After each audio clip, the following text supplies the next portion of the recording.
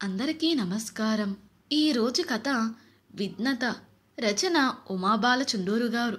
ఇంకా స్టోరీలోకి వెళ్ళిపోదామా? మాధవరావు గారింట్లో ఉదయం నుండి గంభీరంగా ఉంది వాతావరణం. ఆయనకి 2 కూతుళ్ళు, 1 కొడుకు. కొడుకు అందరికంటే చిన్నవాడు. కూతురు MBA పూర్తి చేసింది. క్యాంపస్ ఇంటర్వ్యూలో ఉద్యోగం వచ్చి హైదరాబాదులో పనిచేస్తుంది. చిన్న కూతురు డిగ్రీ ఆఖరి సంవత్సరం. కొడుకు ఇంటర్ చదువుతున్నాడు. మాధవరావు గారి చెల్లెలు రావులపాలెం దగ్గర దేవరపల్లి అనే ఊర్లో ఉంటుంది.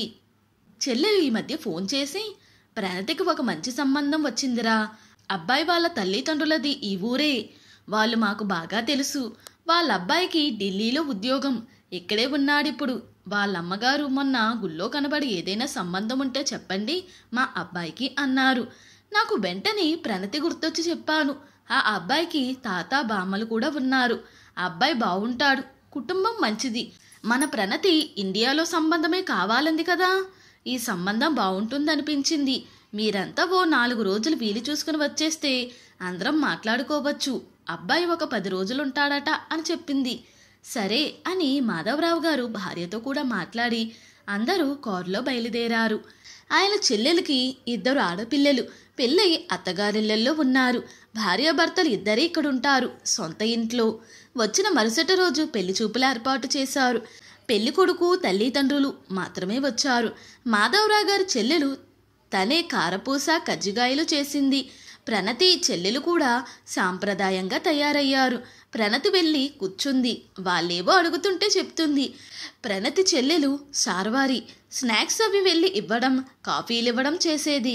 వీళ్ళకి అబ్బాయి నచ్చాడు. వీళ్ళింకా 2 రోజులుంటారు కదా, ఏ విషయం చెప్తామని వెళ్ళిపోయారు. సాయంత్రం వాళ్ళ దగ్గర నుంచి ఫోన్. షాక్ ఏంటంటే వాళ్ళకి సార్వారి నచ్చిందట.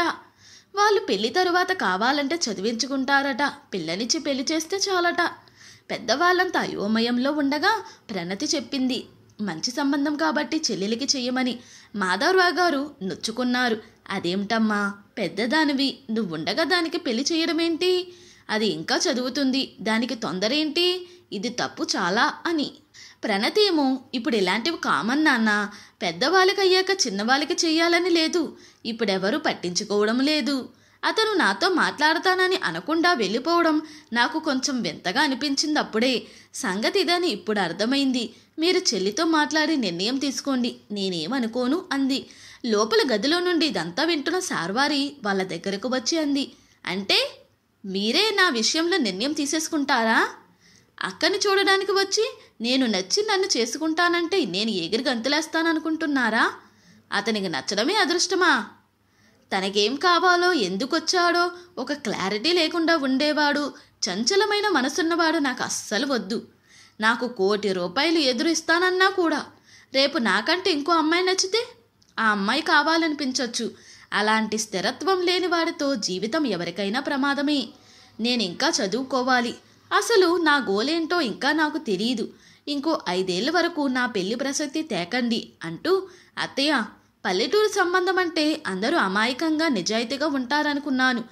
మనిషి మనస్తత్వాలకి పల్లెటూరు పట్నం అని లేదని ఇప్పుడు తెలిసింది. అసలు అక్క అదృష్టవంతురాలు. అలాంటి వాడికి తను నచ్చనందుకు వాళ్ళకి ఎలా చెప్తారో నాకు తెలీదు. చెల్లుమని చెంప మీద కొట్టినట్టు జవాబు చెప్పండి. ఆడపిల్ల ఇల్లు ఒక షాప్ కాదు, నచ్చింది కొనుక్కోవడానికి. సంబంధం వద్దనడానికి కారణం చెప్పకపోయినా పర్వాలేదు. ఇలాంటి నిర్ణయం చెప్పి ఒక కుటుంబంలో చిచ్చు పెట్టద్దని. లేకపోతే నన్ను చెప్పమన్నా చెప్తాను అంది, కళ్ళల్లో నిప్పులు కురిపిస్తూ.